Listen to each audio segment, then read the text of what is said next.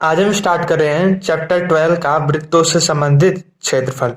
वृत्तों से संबंधित क्षेत्रफल चैप्टर स्टार्ट करने से पहले हमने आपको इससे पहले वाले वीडियो में बेसिक कॉन्सेप्ट के बारे में बताया था कि आयत का परिमाप क्या होता है, वर्ग का परिमाप क्या होता है, आयत का क्षेत्रफल क्या होता है, वर्ग का क्षेत्रफल क्या होता है, वृत्त किसे कहते हैं, वृत्त के परिधि का फार्मूला बताया था और वृत्त के क्षेत्रफल का फार्मूला बताया था। आज उसी क्रम में हम आगे बढ़ते हुए वृत्तों में त्रिज्यखंड किसे कहते हैं इसके बारे में जानेंगे और त्रिज्यखंड का फार्मूला जानेंगे, क्योंकि आने वाले अगले एक्सरसाइज में त्रिज्यखंड से संबंधित ही आपके क्वेश्चन में दिया गया है। ठीक, तो मान लीजिए कोई एक वृत्त है। देखिए एक वृत्त, देखिए हमारा यहां से यहां तक है। तो वृत्त के केंद्र से एक रेखा यहां पर मिला दीजिए और एक रेखा यहां पर मिला दीजिए। तो देखिए यहां पर एक आकृति बन रही है। इसका अगर हम नाम लिख लेते हैं ओ ए बी। देखिए ये आकृति जो है ए ओ बी, ये है त्रिज्यखंड। अब ये कैसा त्रिज्यखंड है इसको अभी हम आपको आगे बताएंगे। एक त्रिज्यखंड देखिए यहां पर भी बन रहा है। ठीक, दो त्रिज्यखंड बन रहे हैं, एक त्रिज्यखंड ए ओ बी और एक ये वाला त्रिज्यखंड। तो एक छोटा त्रिज्यखंड बन रहा है और एक बड़ा त्रिज्यखंड बन रहा है। देखिए जो छोटा त्रिज्यखंड है ए ओ बी है ना,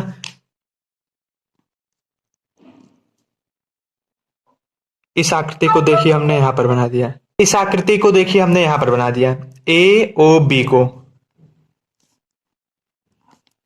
ठीक, और एक बड़ा वाला त्रिज्यखंड है ये, इसकी आकृति हम अलग बना लेते हैं।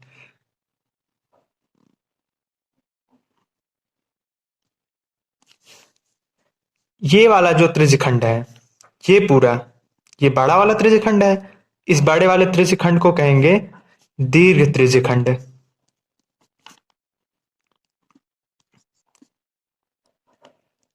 जिसे इंग्लिश में कहते हैं मेजर सेक्टर। ठीक, और ये जो छोटा वाला त्रिज्यखंड है ए ओ बी,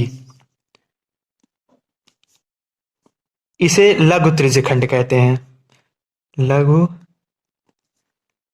त्रिज्यखंड, इसे माइनर सेक्टर कहते हैं।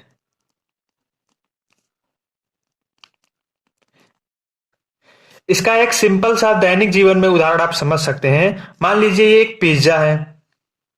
ठीक, तो पिज्जा का एक टुकड़ा देखिए इसी के समान तो होता है, ए बी ओ।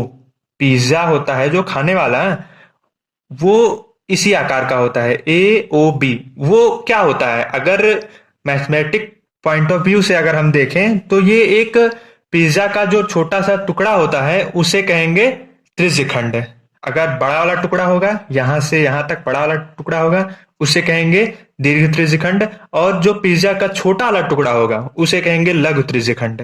ठीक, अगर हमसे कह दिया जाए कि ए ओ बी का क्षेत्रफल निकाल कर दिखाइए, मतलब कि ए ओ बी कितना एरिया कवर करता है इसको निकाल कर दिखाइए, तो हम क्या करेंगे ना, इसको मान लेंगे इसके बीच थीटा अंश का कोण बन रहा है, यहां पर लिख दीजिए थीटा।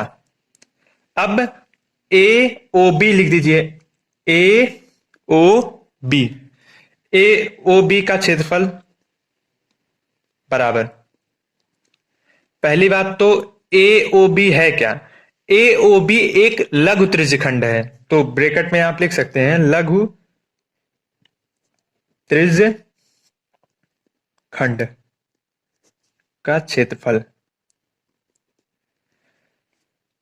तो इसके बीच कितना एंगल बन रहा है, थीटा, यहां पर लिख दीजिए थीटा बटे पूरा वृत्त में जो पूरा कितने सा कोण बनता है 360, तो बटे कर दीजिए 360।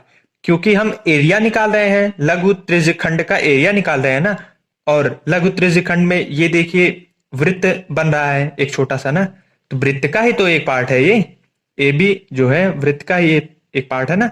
तो वृत्त का क्षेत्रफल क्या होता है pi r square, pi r square. तो हमारा ए ओ बी का क्षेत्रफल निकल जाएगा। ठीक, मतलब यहां से यहां तक कितना एरिया कवर कर रहा है पूरा, ए पी ओ पूरा कितना एरिया है, ये हमारा निकल जाएगा अगर ये फॉर्मूला लगाएंगे। थीटा बटे 360 गुणे पाई आर स्क्वायर, मतलब ये वाला area A O B, A O B का क्षेत्रफल थीटा बटे 360 गुणे पाई आर स्क्वायर। ये जो थीटा होता है ना, ये आपके क्वेश्चन में दिया रहेगा।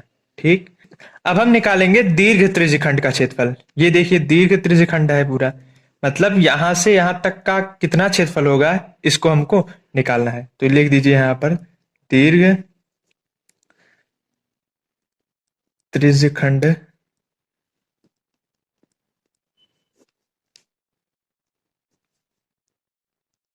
क्षेत्रफल बराबर, तो यहां से यहां तक क्षेत्रफल कितना होगा, कैसे निकालेंगे। ठीक, देखिए यहां पर देखिए थीटा कोण था, तो यहां पर दीर्घ त्रिज्यखंड देखिए यहां से यहां तक बन रहा है ना, तो इसके बीच कितने अंश का कोण बन रहा है। ठीक, यहां से यहां तक देखिए थीटा अंश का है और पूरा 360 डिग्री का होता है। ठीक, समझिए ध्यान से, यहां से यहां तक थीटा अंश का है, पूरा 360 होता है, तो ये वाला एंगल कितना होगा, 360 माइनस थीटा बटे, यहां पर देखिए 360 है, 360 लिख दीजिए। एक बार फिर से हमने क्या कर दिया ना, यहां से यहां तक के बीच कितने अंश का कोण बन रहा है, ये हमको पता करना है। तो यहां से यहां तक थीटा बन रहा है, तो ये पूरा वृत्त कितने अंश का कोण बनाता है, 360। तो 360 में से अगर हम थीटा घटा देंगे, मतलब ये वाला कोण अगर हम घटा देंगे, तो हमारा ये वाला कोण निकल जाएगा। ठीक, यहां से यहां तक कितने अंश का कोण है, निकल जाएगा। वही चीज हमने यहाँ पर किया है, बटे 360 है, 360 लिख दीजिए, गुड़े पाई आर स्क्वायर है, पाई आर स्क्वायर लिख दीजिए। ठीक, दीर्घ त्रिज्यखंड का क्षेत्रफल और लघु त्रिज्यखंड का क्षेत्रफल में बस डिफरेंस यही है कि लघु त्रिज्यखंड का एंगल और दीर्घ त्रिज्यखंड का एंगल जो होगा सेम नहीं होगा, अलग अलग होगा। ठीक, दीर्घ त्रिज्यखंड का कोण ज्यादा होगा और लघु त्रिज्यखंड का कोण कम होगा। ठीक, अब हम समझेंगे लघु चाप किसे कहते हैं और दीर्घ चाप किसे कहते हैं। लघु चाप और लघु चाप की लंबाई कैसे निकालेंगे, लघु चाप की लंबाई और दीर्घ चाप की लंबाई।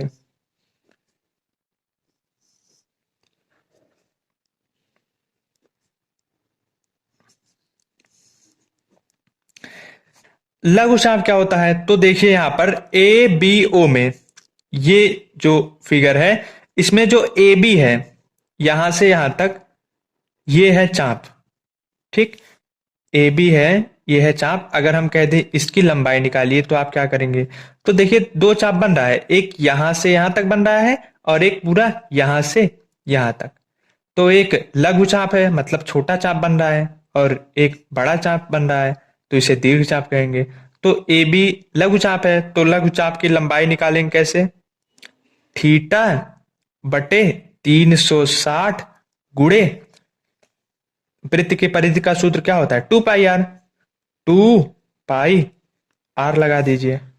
अगर आपको दीर्घ चाप की लंबाई पूछ ली जाए, मतलब यहां से यहां तक की लंबाई अगर पूछ ली जाए, तो क्या करेंगे आप, 360 माइनस थीटा। ठीक, यहां से यहां तक लंबाई निकालना है ना, तो इसके बीच कोण भी पता होना चाहिए। यहां से यहां तक थीटा अंश का है, तो ये कोण निकालना पड़ेगा यहां से यहां तक। तो 360 माइनस थीटा बटे 360 है, 360 गुणे 2, वृत्त की परिधि का फार्मूला होता है 2 पाई आर, 2 पाई आर लिख दीजिए। इसमें भी आर सेम होगा, इसमें भी आर सेम होगा, 2 पाई आर। ठीक, तो हमारा फार्मूला बन गया। आपके क्वेश्चन में लघु चाप की लंबाई ही अधिकतर पूछा जाएगा, इस फार्मूले का यूज अधिकतर क्वेश्चन में होगा। दीर्घ चाप की लंबाई कम पूछी जाती है। ठीक, और त्रिज्यखंड का जो फार्मूला है, लघु त्रिज्यखंड और दीर्घ त्रिज्यखंड दोनों ही याद कर लीजिएगा, ये दोनों ही फार्मूले का यूज क्वेश्चन में होगा। और लघु चाप की लंबाई याद कर लीजिएगा। ठीक, एक चीज आप लोग और जान लीजिए, जैसे कि आपके क्वेश्चन में दे देगा कि संगत चाप की लंबाई ज्ञात कीजिए। तो ये संगत चाप क्या होता है? जैसे कि मान लीजिए आप क्वेश्चन सॉल्व कर रहे हैं, लघु त्रिज्यखंड का क्षेत्रफल निकाल रहे हैं, ए ओ बी का क्षेत्रफल निकाल रहे हैं, तो आपका आंसर आ भी गया। लेकिन सेकंड पार्ट में आपसे क्या पूछ लिया ना कि संगत चाप की लंबाई ज्ञात कीजिए। तो आप सोचेंगे हमने तो अभी दो ही चाप पढ़े थे, लघु चाप, दीर्घ चाप, अब ये संगत चाप क्या होता है? तो आप जिस भी त्रिज्यखंड का क्षेत्रफल निकालेंगे, मान लीजिए ए ओ बी त्रिज्यखंड का अगर क्षेत्रफल निकाल रहे हैं, तो इसकी संगत चाप की लंबाई क्या होगी? ए बी ही होगी। ठीक, आप जिस त्रिज्यखंड का क्षेत्रफल निकालेंगे, उसी त्रिज्यखंड में जो चाप होगा वही संगत चाप होगा। जैसे मान लीजिए आप ए ओ बी का त्रिज्यखंड का क्षेत्रफल निकाल लिए, फिर आपसे सेकंड पार्ट में पूछ लिया कि संगत चाप की लंबाई ज्ञात कीजिए। तो आपको क्या करना है ना, जो आपने लघु त्रिज्यखंड का क्षेत्रफल निकाला है, मतलब ए ओ बी का क्षेत्रफल निकाला है, तो उसी फिगर में ए ओ बी में ही उसकी जो चाप होगी संगत चाप कहलाएगी। ए बी इसमें क्या होगा? संगत चाप होगा। ठीक, अगर मान लीजिए अगर आप दीर्घ त्रिज्यखंड का क्षेत्रफल निकाल रहे हैं, ए, यहां पर मान लीजिए P, A P B O, ये जो पूरा होगा इसका मान लीजिए अगर आप क्षेत्रफल निकाल रहे हैं दीर्घ त्रिज्यखंड का क्षेत्रफल, फिर आपसे सेकंड पार्ट में पूछ लिया कि संगत चाप की लंबाई ज्ञात कीजिए। तो दीर्घ त्रिज्यखंड में जो हमारा संगत चाप क्या है? ए पी बी में यहां से यहां तक तो हमारा दीर्घ त्रिज्यखंड हो गया, तो इसका संगत चाप जो होगा ये होगा पूरा। ठीक, तो संगत चाप निकालने के लिए इसका कोण पता होना चाहिए, तो इसका कोण निकाल दीजिएगा, बटे 360 कर दीजिएगा, गुणे 2 पाई आर लगा दीजिएगा, हमारा आ जाएगा आंसर।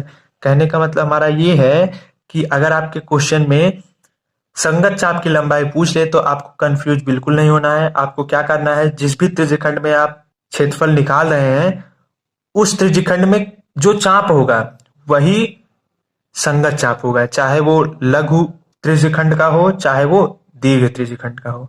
ओके, इस वीडियो में हमने आपको त्रिज्यखंड के बारे में बताया। इसी के साथ एक्सरसाइज का बेसिक कॉन्सेप्ट समाप्त होता है।